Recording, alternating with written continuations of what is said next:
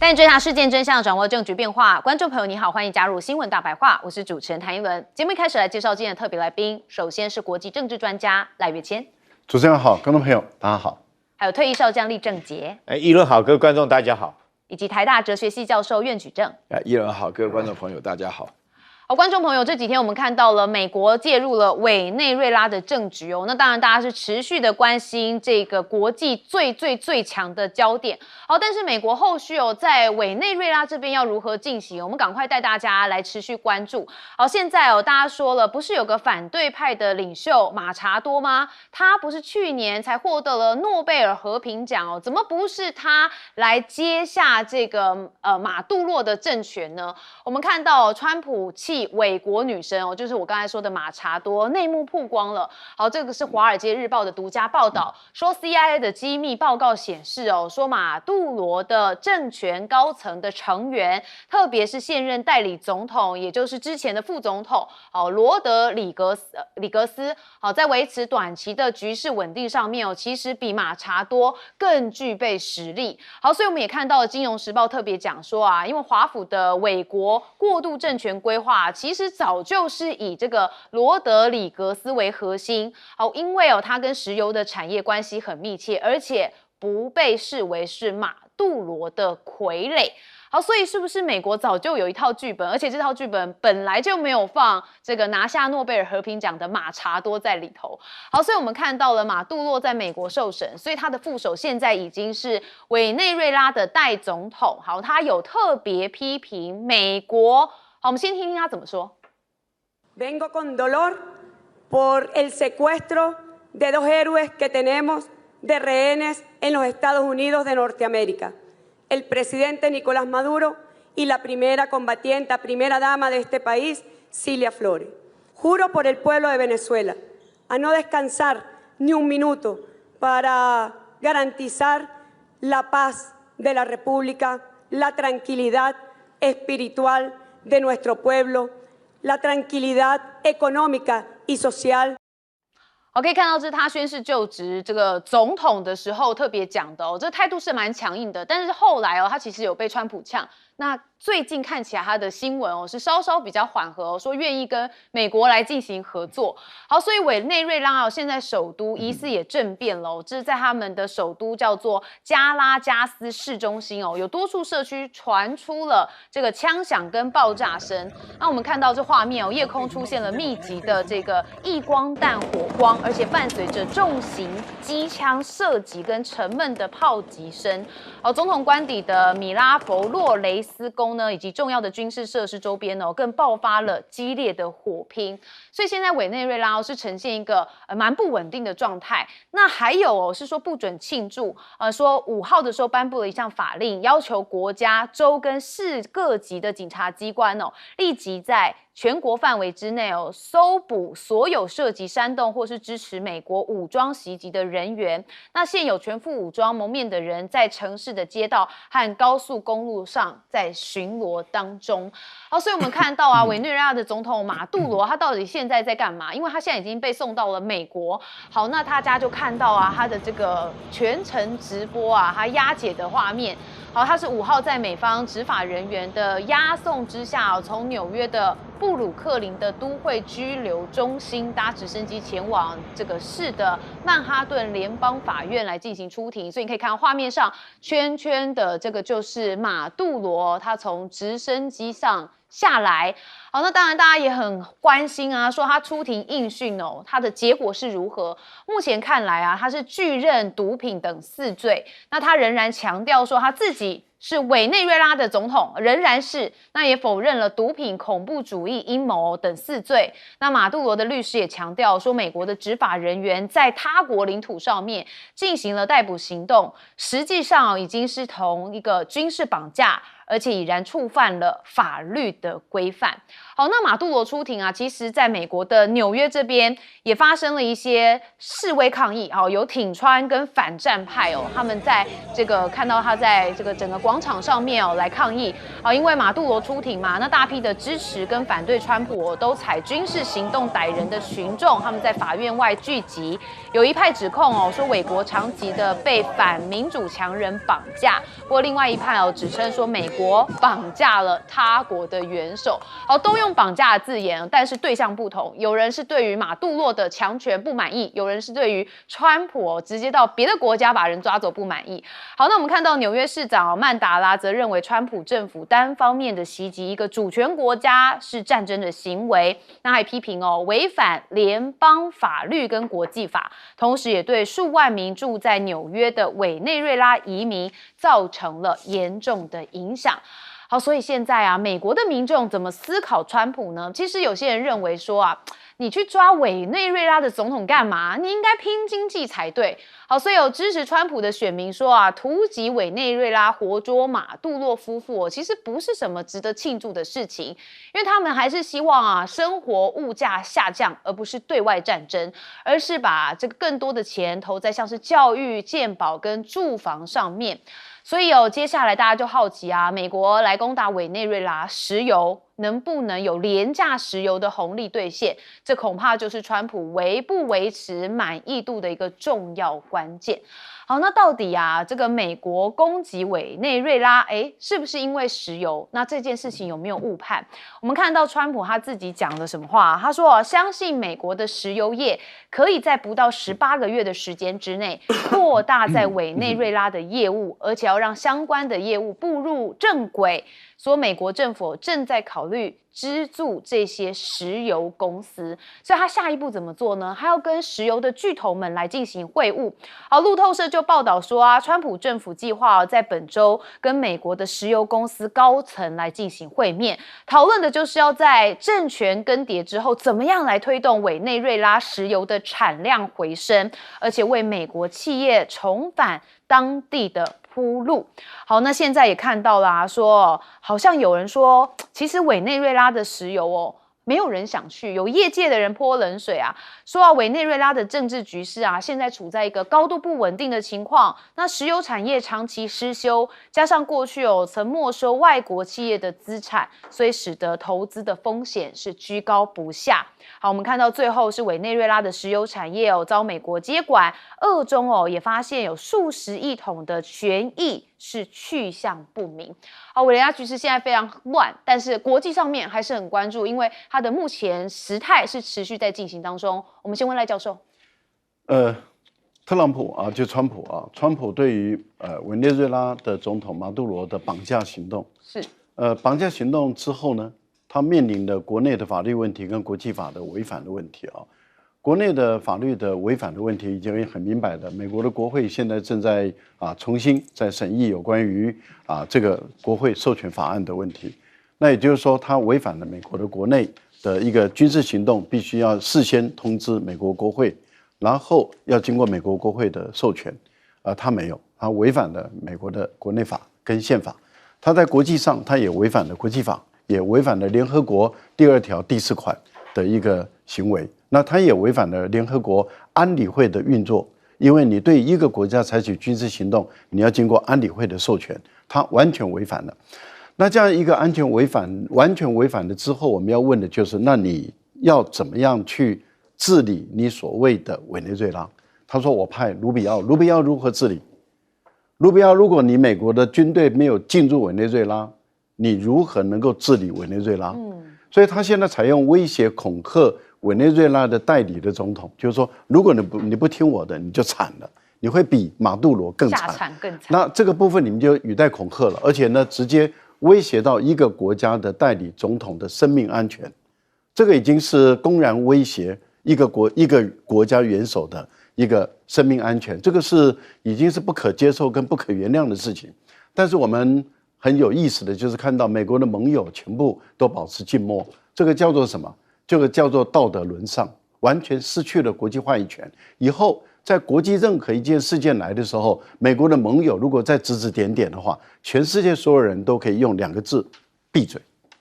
你可以再加几个字，就闭上你的臭嘴；你可以再加几个字，就闭上你的鸟嘴你可以这样子一个来去指责要求美国的盟友以后对所有的国际事务都闭上你的臭嘴。为什么？因为这些美国的盟友几乎都完全没有站在国际法，没有站在这个道德的点上，所以他们再也没有能够有资格来说话好。所以事实上是不单是美国的损失，也是美国盟友的损失。我们要问的是，他能够就这样子控制委内瑞拉吗？我们在强调，没有军队过去，他用威胁的方法就能控制吗？委内瑞拉的代理总统可以跟他周旋啊，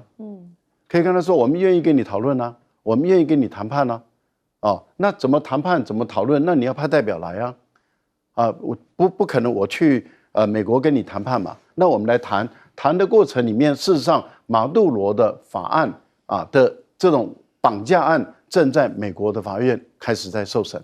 那问题就在于他是绑架还是非绑架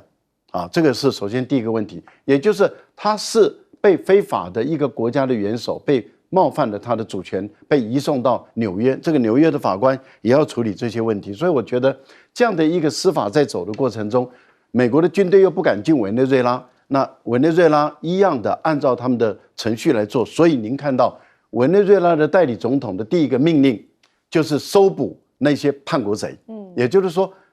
把这个委内瑞拉的秘密，也就是他们的国家元首的行踪告诉美国 CIA 的人要抓。那第二个不是就是要抓 CIA 吗？那第三个呢，就是对于那些批评这个马杜罗的、批评执政党的那一些委内瑞拉的人民也要抓。那请问一下，在这样的一个环境下，有美国哪一个石油商敢进委内瑞拉去投资？政局这么的不稳定，那川普所要的石油没有人去开发，那个石油还是摆在那里吗？对，就要看川普的如意算盘有没有真的如他算得这么精确。将军，其实这次美国的行动，我们看得出来，这个虽然说很顺利，在军事上面讲也很顺利，可是这其中一定是委内瑞拉出了很重要一个内奸内应，他才可以这么顺利的逮捕到马杜罗那现在关键问题来了，你看逮捕完马杜罗之后，带到美国去受审，那整个委内瑞拉现在很明显陷于一种群龙无首的状态那马杜罗虽然说在国内，他自己在委内瑞拉国内也是争议很多的一个人物了，不管是他在执政的过程之中，对不对？这个独断专行，或者是任用他自己的这种好友当大法官，然后对于他也是，他跟我们台湾有点像这也是属于在野多数，他自己执政党是少数的，然后在野通过的所有预案，他也一样送到大法官那边，然后就给你否决掉，然后一意孤行，等于说有一点在委内瑞拉当皇帝。当然这是他自己国内的问题，但是问题说你美国你不应该用这种军事绑架的手段把他绑架到美国受审。那现在好了，现在再怎么样不济，他也是一国的元首，那你现在把他带走之后，整个委内瑞拉就陷于一种群龙无首。但你美国敢不敢治理？我们现在看到美国其实是这个根本就不敢派兵，兵不敢进去。你试问你这个美国有哪一个官员敢进去那边当总督？没有人敢进去当总督因为你总督进去里面一定要有侍卫队，要有护队，甚至有军事武力，你才能够保护你自己的人身安全，你才能够执行相关的法令。那现在没有美国军队不敢进去，那我认为你就算卢比奥，你任命他当总督。那在这种状况下，你认为说是这个委内瑞拉的副总统就是这个罗德里格斯会听你的话吗？我觉得很难不太可能。当然，现在委内瑞拉里面内部一定也是乱成一团，所以我们听到有枪声开始出现嘛，一定也有挺美派，也有亲美派的也有反美派的，也有这个死忠派的，也有马杜罗。他有一句话叫，我想讲得很好，就是百足之虫，死而不僵。他的党羽势力也一定还在嘛，所以。紧接着我们看到委内瑞拉一定内乱不断里面一定是今天已经开始枪声了。我觉得这枪声不会说今天就停止，也不会一时就结束，因为各方群雄一定这个群雄并起了。这种状况下，我觉得这个整个委内瑞拉会更乱。在这种乱之下，美国你又无力去治理，你也不敢进去治理。那试问一下，你的石油从哪里？怎么去恢复你的石油公司？当然，美国我觉得这次行动很明显的是，不是贩毒，贩毒真的从委内瑞拉运毒到美国的大概只有8%而已。那大部分的毒是从墨西哥那边大概70%从那进去。所以我觉得川普打的算盘主要就是还是石油那因为美国包括委内瑞拉马杜罗跟前一任的总统他们。本来是美国的石油公司在这边经营这些委内瑞拉石油，但是这个马杜罗将这些石油公司没收了变成国有化。那川普我觉得川普心态想法是说，他要替这些石油公司把他们经营权抢回来，仅此而已。那可是你现在可不可能抢得回来？我觉得也很难哦。然后之后你就算你挖了石油，你总是要卖嘛，你卖给谁？卖给美国自己吗？我觉得也不太可能。美国自己本身石油产量很多，我觉得最后来讲啊，还是卖给中国了，不可能不卖给中国，不然的话，你挖了那么多石油，你卖给谁？川普说嘴巴虽然说，我不让他卖给中国，但是骨子里面，我觉得现在已经开始在卖给中国了。好，所以这个委内瑞拉的局势真的蛮复杂的。岳教授怎么看？我不管你对美国的印象有多好，或者说有多坏，但是我觉得今天非常重要的一件事情，就是孙磊啊，也就是中国驻联合国的这个代表，他说了，美国严重的违反了主权平等原则，严重的违反了不干涉内政原则，严重的违反了和平解决国际争端的原则，然后严重的违反在国际关系中不得使用武力的原则。就是说，美国的话来做这件事情，严重的违反了4大原则。是。那么这个事情的话呢，其实真正的基础的话，涉及到一个非常重要的哲学观点，大家就会认为个人是讲究道德的，我们有应然跟实然的事情，但是的话呢，我们希望能够把个人这个道德的理念呢，要推展到国际政治当中，所以才会有联合国，以前才有国际联盟。我知道，包含我在内啊，然后所有的人的话呢，讲求这个国际正义原则的话，冷冷的笑，听起来很好笑，因为国际政治讲求的是实力，是讲求的现实主义啊，所以大家都被那个 Messheimer 的这个观念呢，受到了影响太深了。那要讲求实力的话呢，我跟大家强调啊，美国这边本身呢，它其实是面对了3方面的困扰。第一个的话，大家都心知肚明，你凭你的良心来讲的话呢，美国这个做法对不对？简直可恶到极点，它是最野蛮、最粗暴的殖民主义。第二点的话呢，马上谈到委内瑞拉剩下什么？除了美女之外，就剩下石油了。他现在讲说，美国要派公司投资几10亿，要来挖委内瑞拉的石油，挖完以后卖了以后，就对委内瑞拉的人民好，对美国人是不是好？这更好啊，对不对？然后第3点的话呢，刚刚前面2位都已经讲了非常多的，为什么美国不敢登陆啊？告诉大家一件事情，委内瑞拉非常希望变成美国的一州啊，你有这个能力吗？你要把全世界变成你的一州吗？你只会搞殖民主义啊！所以在这种情况下，你如果敢上来，那委内瑞拉人民的话呢，人家也是活的，对不对？那不管人家活得怎么样，这就是民主制度。民主制度就是一个自作自受的制度。现在川普大言不惭讲说，以前查韦斯的话来搞这种国有化，把美国的石油公司全部赶走，换成什么？真的是这个样子吗？你美国在委内瑞拉做的事情是拿来对待自己的吗？所以说你在这种情况之下，大家一定要分清楚是非。你不能够不怀疑美国啊！他们做的这种事情的话，实际上是破坏了整个世界和平，破坏了联合国的基本原则，甚至于破坏了做人的道德底线啊！大家要了解这个事情的做法上来讲极其严重啊！现在不管怎么讲的话呢，美国的话呢要扩大它威胁的范围，又搞到哥伦比亚，又搞到古巴，又搞到伊朗什么的，这样下去的话永无宁日。难道美国就不担心人家剩下被欺压的民族联合起来对抗吗？好，真要看川普担不担心了。我们休息一下，马上回来。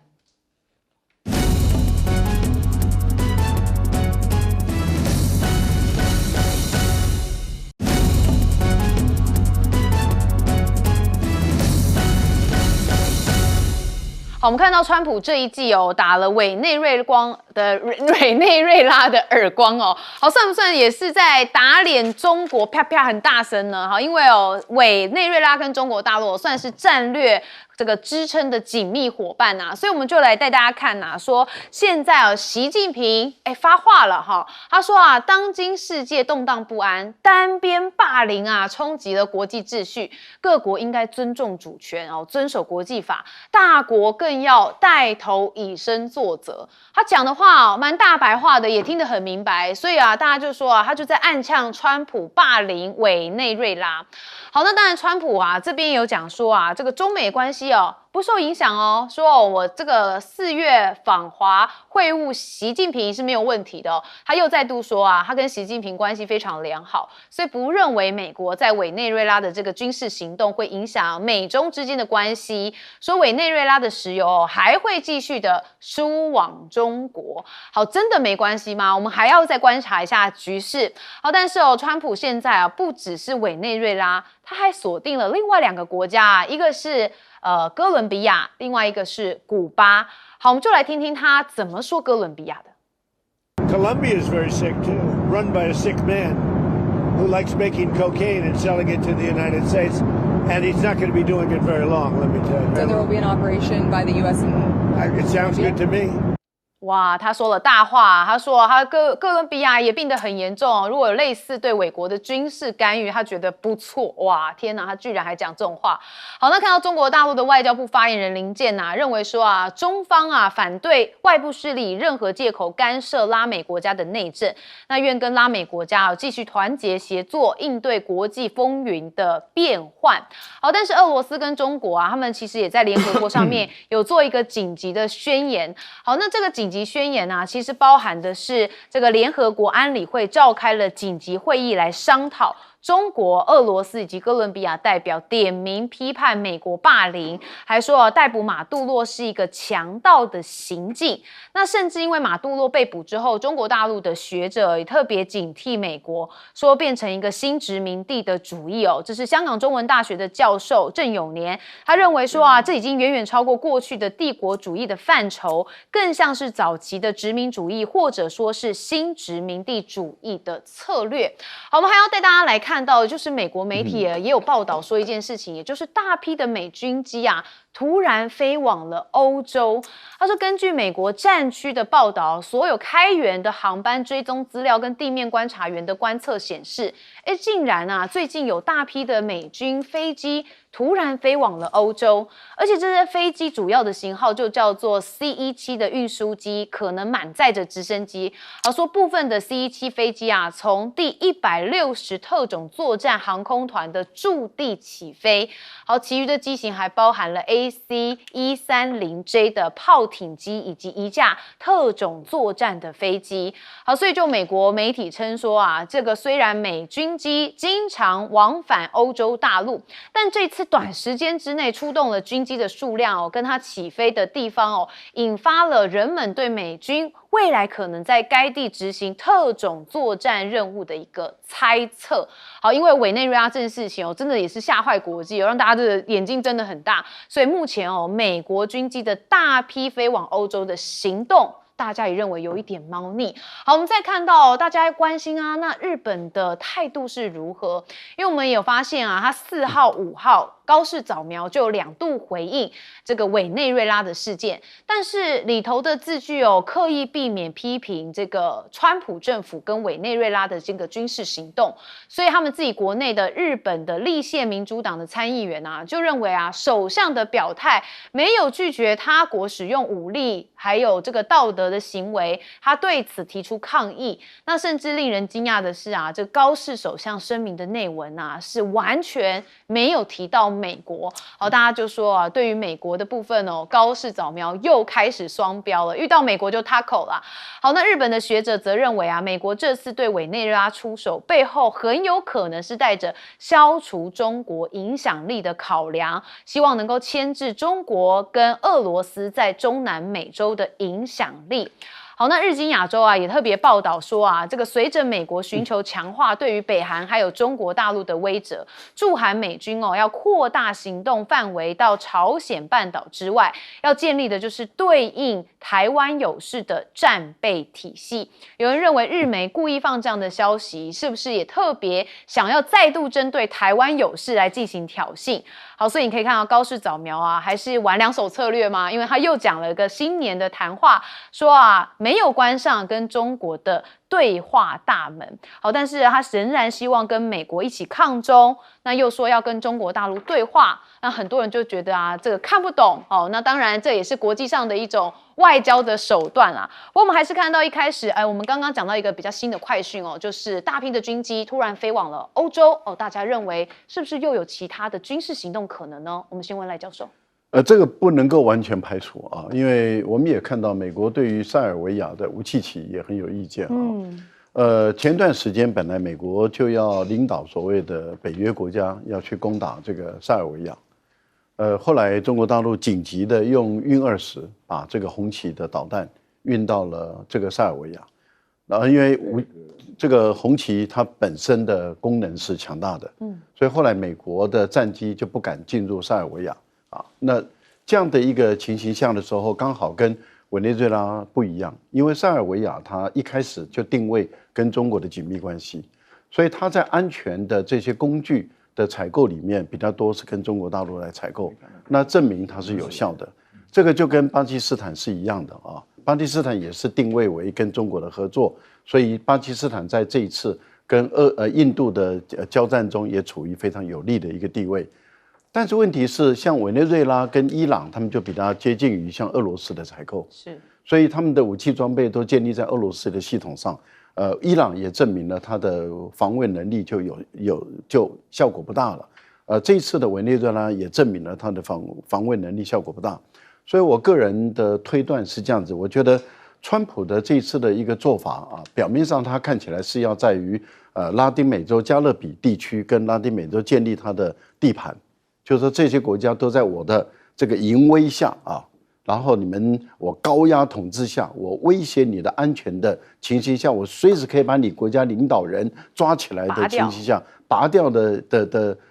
地位下，你们都必须要对我俯首称臣。可是我觉得国与国之间不会是他想象中那么的简单，因此我估计这个拉丁美洲的国家啊，他们会更多的去思考跟中国大陆的军事方面的合作。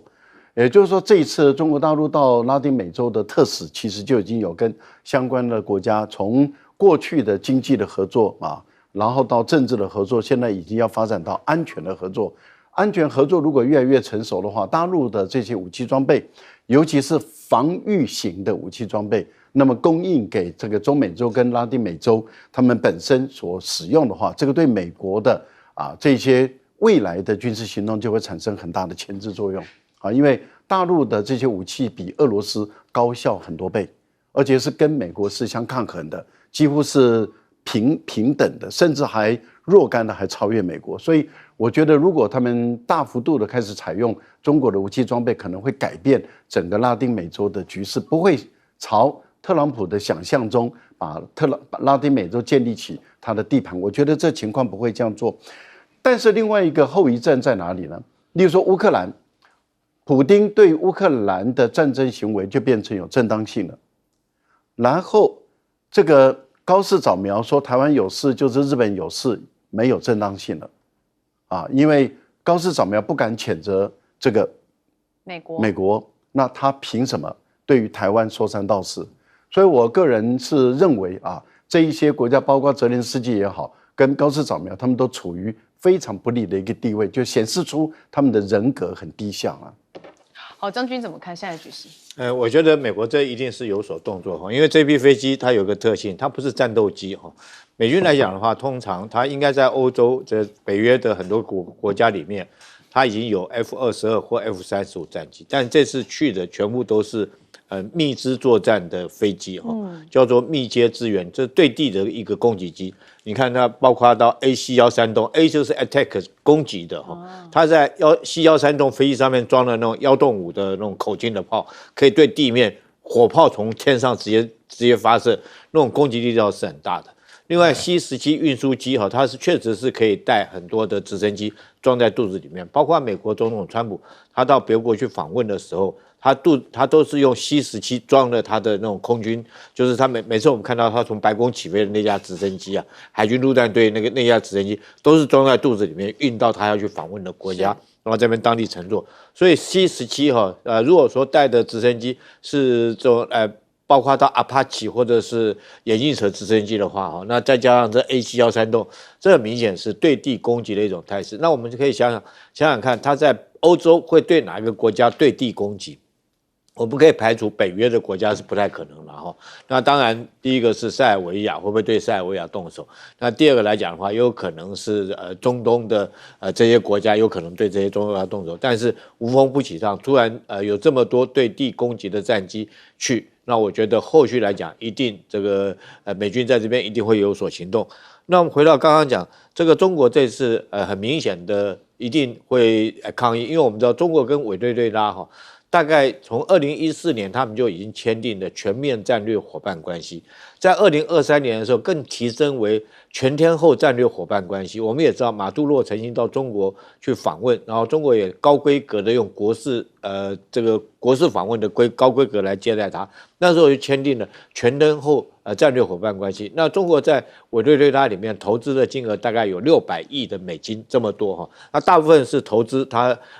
石油设施，包括专油平台或专油设施等等这些东西。那现在来讲，如果说被美国所接收，那中国会担心会不会就打水漂，钱就没有了。除此之外，中国在委内瑞拉还投资了，包括到这个运油的铁路建设，或者是教育基础建设都有。那现在我想中国这次来讲的话，绝对不会说不做声色，因为我已经投资那么多钱。那如果说这次一下去，全部被美国全部没收，全部打水漂，我想就中国来讲的话，他一定是没办法接受的。是，当然中国没办法接受，那他4月还要不要跟川普见面，也是一个问号。那甚至这是不是也让川普尝到甜头了？觉得都可以用这样的行动来制约别的国家？教授怎么看？我觉得很不幸的，一轮的猜测可能是正确的。因为这个刚刚看到川普讲话的时候呢，基本上的话呢，川普这个人的话呢，他是又笨又坏。他很笨的话呢，大家都看得很明白；他很坏的话，就他一点道德感都没有因为他做的事情的话，其实是违背了一种基本上做人的道理他欺负一个比较小的国家。但是我刚刚看到这个消息讲的话呢，这个 C17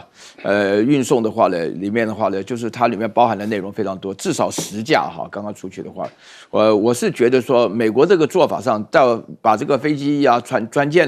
最重要是原来攻击这个委内瑞拉的160的这个特种部队团也跟着就是有部分移到那边去的话，我觉得这里面说明了美国本身来讲会发觉这个世界应该就是强权就是公理了其他没有真正的公理在，就是要出动这个权力。那我觉得说敲山震虎我现在目前为止消息得到不足以让我们做判断，大家都在猜测为什么要至少10架的 C1拐要能够移到欧洲去的话呢，里面包含这个攻击直升机什么的都非常多，所以在这种情况下，我们因为资讯的关系也不方便做，但是我觉得有一点就是美国在全球部署快速打击能力的这种现象的话，是他深信不疑的。所以我们目前为止也可以知道，美国人非常相信武力的，也更相信暴力。所以在这种情况之下，那你就可以了解到，就是说我刚刚已经特别提到过，你大陆用一切所有的手段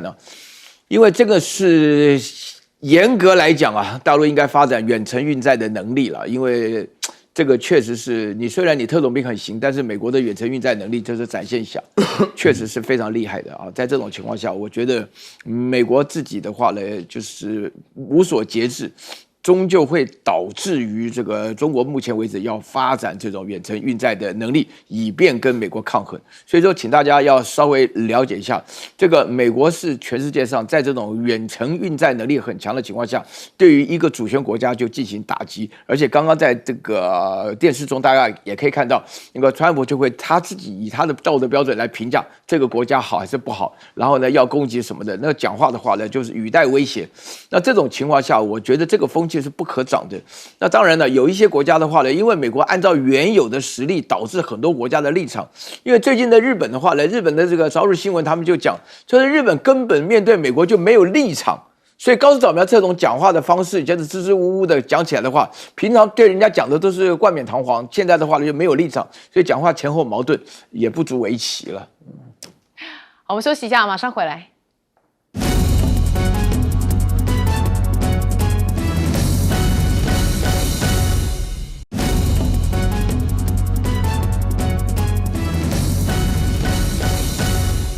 好，观众朋友，我们刚才还在谈到川普不知道4月份跟习近平的会面会不会有变卦。好，但是呢，有一个人已经去了中国大陆这就是李在明，韩国的总统。好，那他是在1月5号的时候到访了中国大陆。我们先看到他有发文展示他用习近平之前送他的小米15的手机跟习近平夫妇来进行合照。而且还发文称拍到一生难忘的相片，同时幽默问说画质不错吧？好，我们看到他们2个人这个谈话还延长了30分钟，可见谈话相谈甚欢。所以总共这2人的聊天谈话谈了90分钟，包含有欢迎仪式、首脑会谈、谅解备忘录的签署仪式以及国宴在内。好，我觉得李在明的平衡外交真的蛮厉害他之前拿到这15的时候，还当着习近平的面说，有没有后门？我当时听到就岔到，想说哇，在习近平面前这样说好，那我们看到他跟李在明罕见都提了中韩共同抗日胜利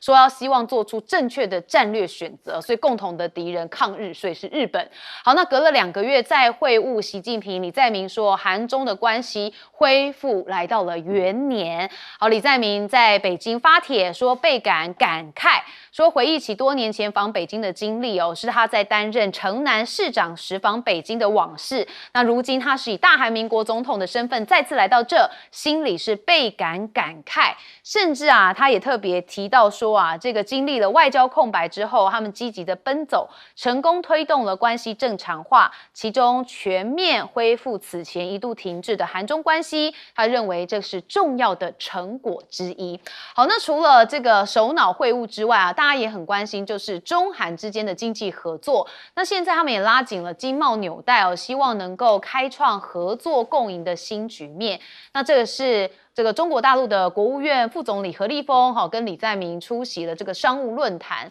那何立峰就希望两方都可以继续的在合作开创一个新的局面。那李在明则说要韩方愿意加强对华互利合作，那希望带给两国人民更多的福祉。那甚至李在明也说这个开辟经贸合作的新航道，他是特别以用同海共航为喻，那希望两国的经贸在智慧人工智慧、文化上面都要有更深厚的联系。只是李在明跟习近平的会谈他们也特别有共同提到一件事情，就是反对保护主义。习近平有特别强调韩中要共同的反对保护主义，实践真正的多边主义，那要推进平等有序的世界多极化，那也要普惠包容的经济全球化做出贡献。好，那这保护主义、多边主义指的是谁？大家也很明显就是现在大家所说的这个恶霸。好，那当然李在明也有些回应他说韩方期待把握中国的“15+5”规划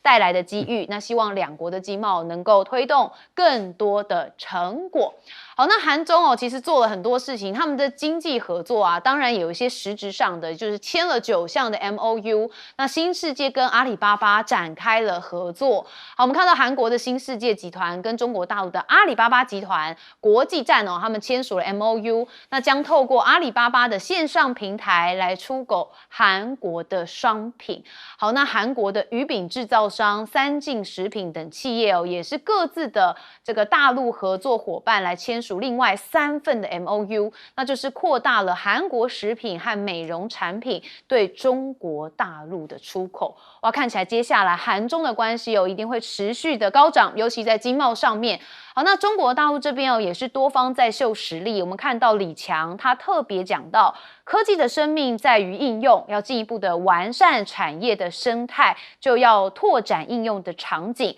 像是推动机器人、无人机等新技术、新产品在扩大应用中要加快迭代的升级。好，所以高盛的分析数据我们就要来观察。他说中国大陆今年的 GDP 增长是 4.8%。好，因此蔡奇也特别说把经济宣传要摆在重要的位置上。好，那因此我们刚才看到李强特别针对机器人的部分嘛，那他也讲到目前看起来 AI 真的是终端大战，尤其在全球科技的春晚上，说机器人真的是稳占 C 位，因为今年CES 总共有4000家的企业来参展。好，在众多参展的产品当中，机器人将稳占 C 位。宇树科技将在今年的 CES 当中带来 Unitree H1 的人形机器人。好，去年更是在中国春晚一炮而红，所以可以想见今年的春晚一定也会有机器人存在，但是什么样的方式大家也很好奇，也相当期待。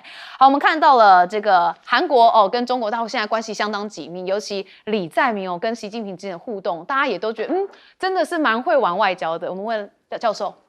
，2026年这个中国大陆的外交开局之年谁先抢到头香？其实不是李在明抢到头香，是爱尔兰的总理抢到头香因为早上的时候习近平是先跟爱尔兰总理这个有正式的会晤，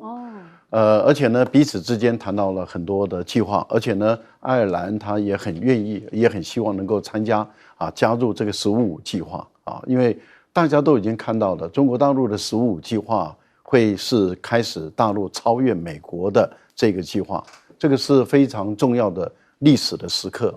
而且习近平在15计划的时候，一开始他就已经讲得很明白，目标就是 GDP 5%的成长率。即使这个 IMF 说大概4.6%，但是中国已经定出5%，那就是代表会更猛烈的往前发展。那因此，相关的有睿智、有远见的这些国家或者地区，他们绝对不会脱队只是我觉得很遗憾的台湾会不会脱队？如果台湾脱队的话，那坦白说就很可惜了。过去14·5计划的时候，韩国脱队了。韩国由于尹锡悦他仇中反中恨中然后再加上他前任的几位领导人这样子不断的反反复复的情形下，他们没有加入中国大陆的14·5。一脱队以后，李在明自己讲得很明白，他说我们最早期10年前，我们到中国大陆的投资，我们基本上是垂直的，也就是说，韩方到大陆投资，韩国是站在技术端，站在资本端，而中国提供的是劳动力。可是10年后，今天韩国完全没有资格跟中国大陆再站在这个垂直的方向了，因为中国大陆有太多的领域、科技、技术，甚至资金方面，它都已经超越韩国。所以了不起，韩国跟中国的经济是水平合作那因此他在15计划中，他的目标是要加入什么呢？加入全球的生产供应链这个角度，我觉得这个是一个理性的、客观的一个韩国的领导人看待韩国自己的总体国力跟中国的总体国力、跟科技能力、跟资金资本额的实力来做比较的时候，其实韩国很清楚的知道，他在中国人眼中也不过就是一个中等略小的国家